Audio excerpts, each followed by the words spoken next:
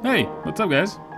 Welcome back to the channel. I am Nick, and this week we are going to be building my take on an arts and crafts style Greene Greene sitting bench.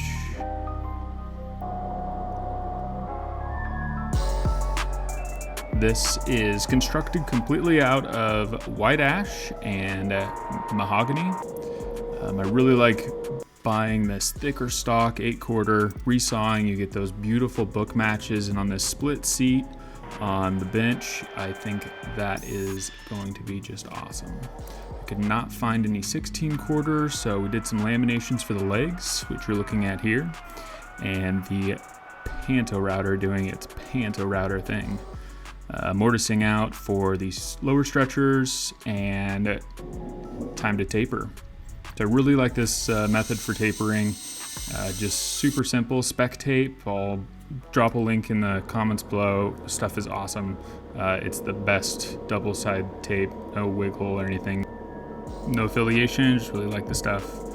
Put that on a scrap piece of plywood and stick some guides on there to guide the taper. Since I'm doing two tapers here, I taped them back together, put them back on the sled, and got the second taper.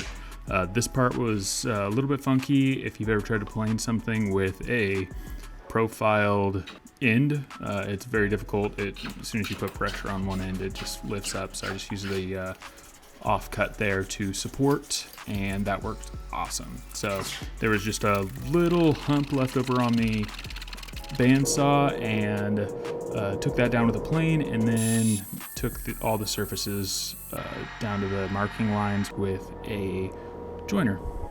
And the lower stretcher, upper stretcher, all are going to be curved, and I just really focused on including a lot of detail that may be a little bit excessive, but that is the stuff I get my rocks off on, and really finding something new on every single build that I have not done before. And the flavor recently has been curves, because they trip my mind.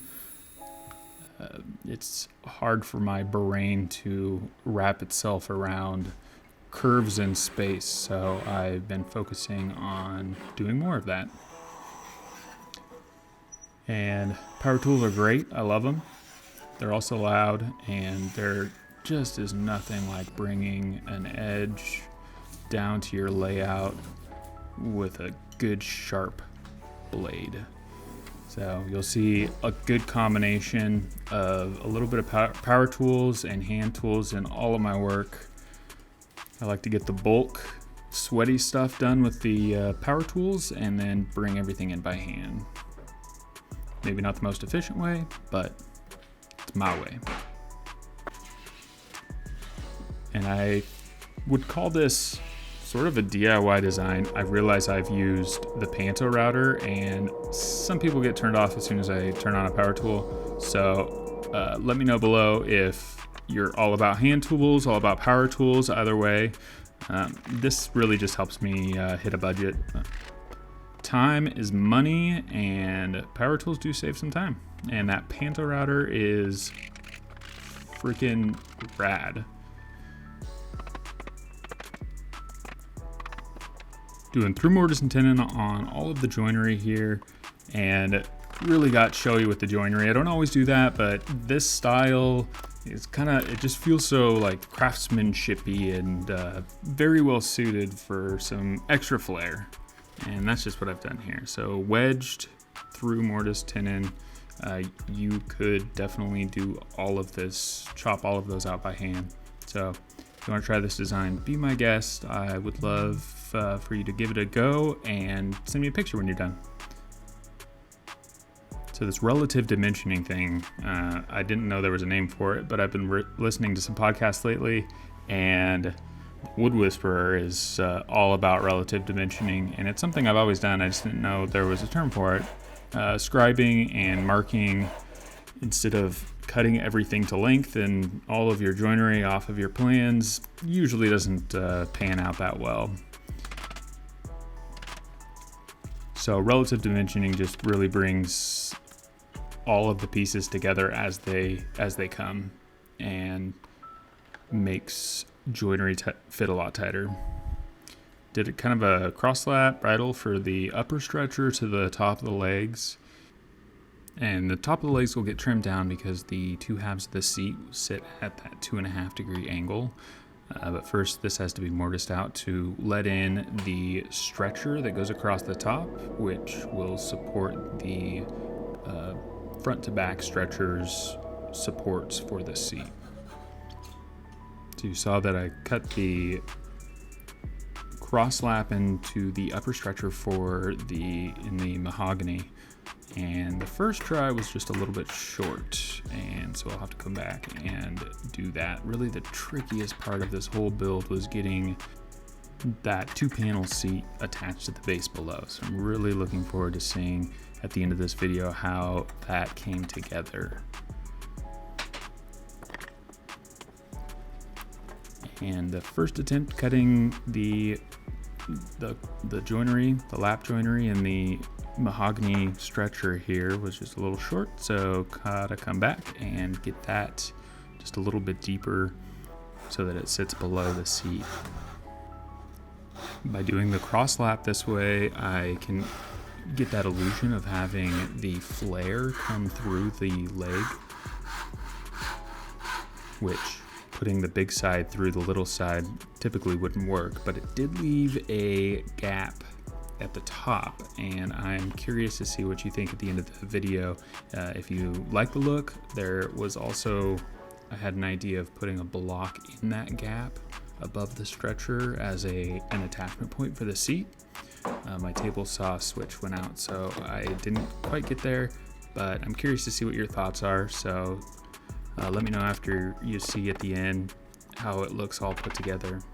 It's very much my design style to come up with kind of a general, aim for where I'm headed with a design, and then figure it out along the way, all the details. And it's probably not the most efficient, but I do enjoy not forcing myself to be creative and letting it flow just naturally as it comes. I feel like that it just gets really cool, a lot better result.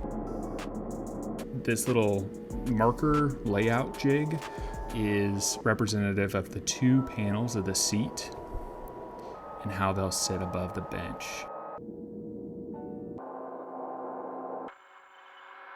In order to connect it, trickiest part here, I just thought that would look really sweet, but it made it very difficult to attach to the rest of the base. So what I came up with was a 2-part design, and the kind of rib or spine that goes back, there's a male part and a female part. So the female part attaches to the base and the male part attaches to the 2 halves of the seat, and then the 2 are screwed together. Now you can start to see how everything's coming together, how the flares and the curves are working with one another.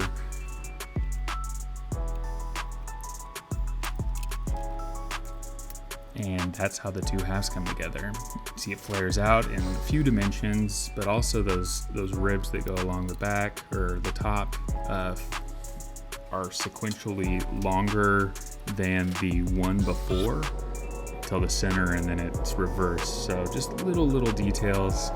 The panels, it sits in an entryway, so it felt like it would box everything in if there was a square there. So by taking an angle off, it really lessens the closed feeling of having a seat right next to a door. So it worked out really nicely, and by indexing the 2 halves of the seat support with dominoes, I'm able to get a reference that's repeatable, and then to connect the 2 after shaping these to one another so the profile matches, and then to connect the 2, they are screwed to the seat, the upper halves are, and then the upper halves and the lower halves are screwed to one another. And coming off the bandsaw, that little groove where the 2 halves meet wasn't super straight, using the joiner to make that joint. And kind of hard to see in this angle, but these also have a little curve on the underside. Little details, obsess over the details. And I wasn't liking how square and blocky the stretchers front to back on the lower side were, so I just spec taped them together, matched that curve on the underside of the upper stretcher support, and then just simply came back through on the end of all of the tenons and kerf cut to allow for the wedges. And coming up, you'll see why those didn't quite work out. I didn't get the holes quite close enough to the edge, so the hinge on that, as they spread, was a little bit thick for the tiny wedges that I made. And I ended up having to pin these as well as wedging them because I kept breaking all the wedges.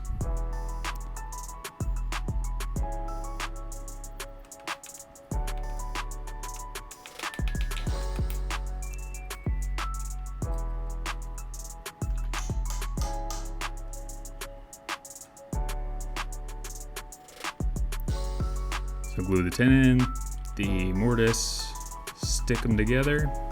Baby wipes, those are a woodworker's best friend.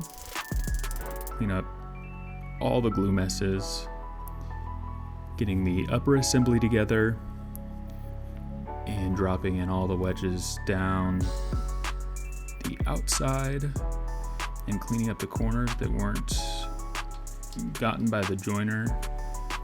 Dominoes allow reference, screw it all together. And now the trickiest part. Using spec tape again, just put a little strip on. This didn't quite work because I couldn't get them all sucked down well enough, but I did scribe lines so I could tell exactly where they indexed. Use those references to connect the upper halves of the support to the seat halves. Day later, glue's dry, flush everything out. Some of these were proud and I kind of liked how they looked, so I just left them that way. Used a shoulder plane to clean up the edges. And Osmo 3043 for the finish. 3 coats, buffed it out, sanded to 320 where I didn't plane, and it is gorgeous, I think. Let me know if you agree, and I really appreciate you all tuning in today. This was definitely a fun design, kind of my own spin on arts and crafts. Greene Greene, love to hear what you think about it.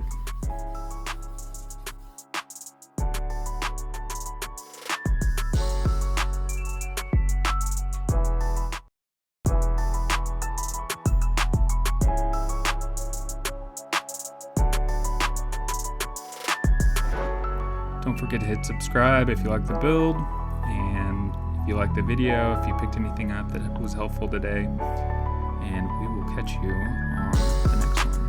Thanks.